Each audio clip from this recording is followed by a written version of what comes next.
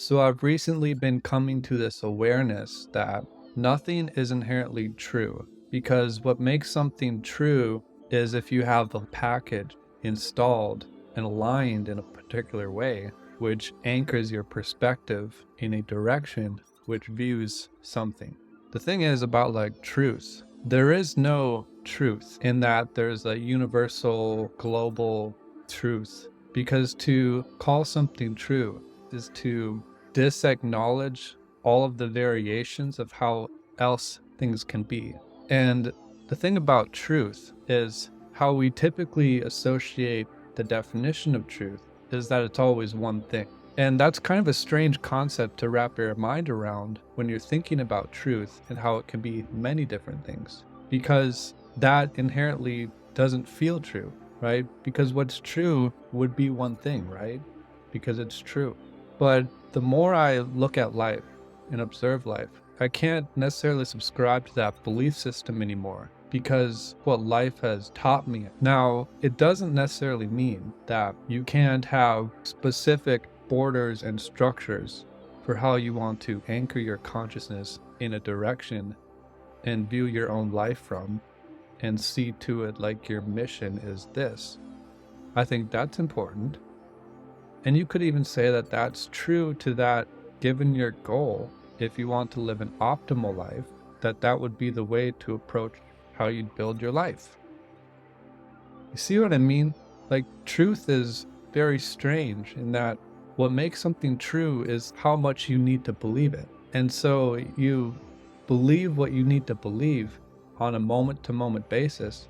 And the truth, it can change directions. Your focus can be applied in a different area, and for that period of time, certain variables and conditions are more at your focus. And so your truth for what you need to be in to activate further in that direction, your own version of truth starts to map out your own mission in life and how it keeps on changing. So truth is such a strange and funny thing. And I think that when we're speaking about these things in the context of a spiritual practice, or how to better anchor yourself in this dimension of reality and just exist as a being on earth that feels productive, you have to recognize that truth can be many different things, and that's what makes it true. In fact, the more variables that it can contain, your perspective on anything, is actually what makes that perspective more truthy in its nature, because you have to discover all the invisible terrain, all the uncharted and unexplored areas of an idea, of a landscape, a thought paradigm, of just the nature of reality.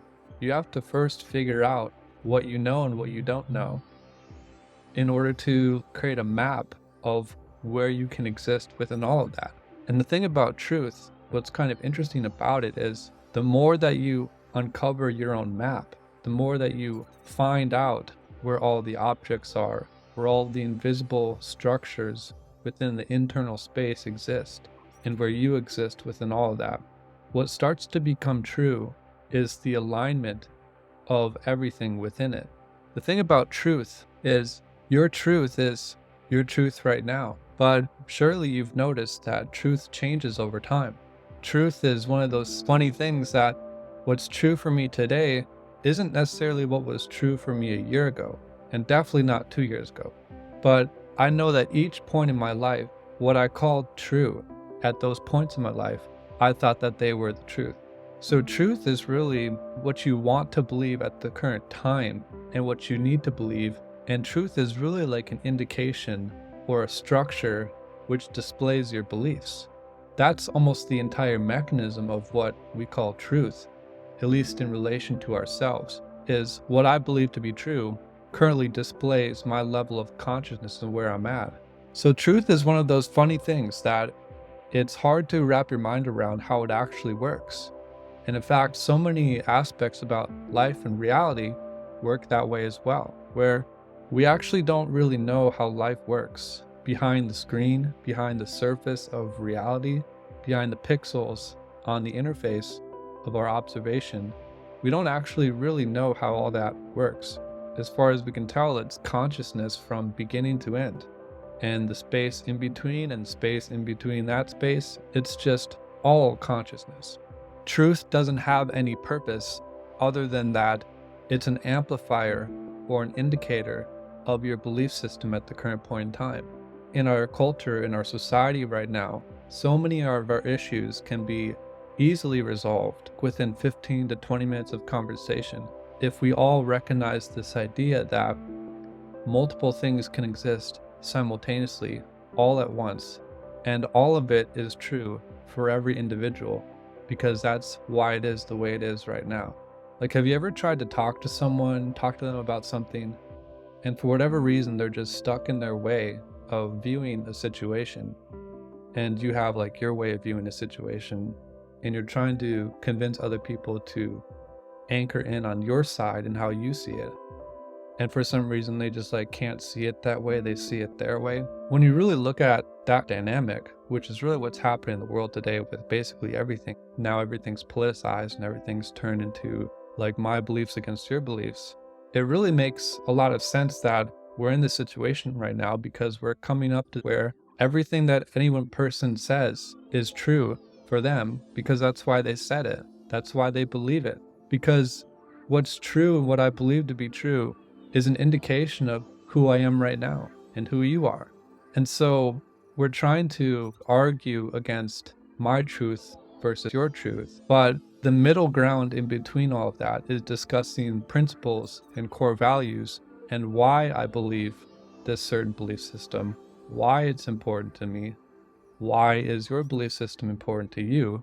So many issues in the world today could be eradicated if we just had a conscious conversation between discussing what do you want, what do I want, what do you need, what do I need, what do I believe to be true, what do you believe to be true, like why is that important to you, why is it important to me, and like you just keep on going down the list, down the fractal, until you find the individual at the end of it and what makes each person unique and interesting in their own way.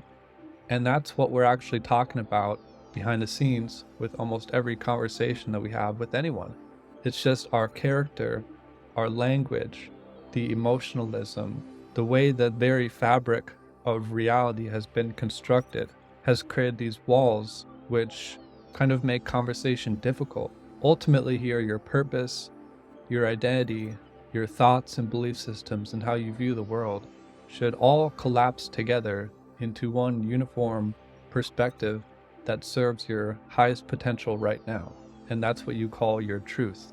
And I think that if you make that your primary mission, to just collapse yourself in all angles and become one whole person and basically not shuffle your identity into multiple forms and just be who you are now, that's almost entirely what you want to be doing. And that's how you get the result that you want in life. And that's how you start to design your reality. Because how you design your reality is you have to start from the center of who you are and find and erase all the aspects and the objects within you that kind of keep you pulled in these scattered directions, which make maintaining and orienting yourself correctly in space a challenge. So when you clear away those objects within you that are tying your space up in these different layers of consciousness that activate these old templates of being, then it's really hard to move forward or change your life in any direction because parts of you are stuck in slices of time. When you heal your trauma, when you heal what happened to you, you basically go back into time when it happened and you seal that time capsule. And the moment you're healed from it, it's almost as if the time never happened, and so therefore the effect has been erased.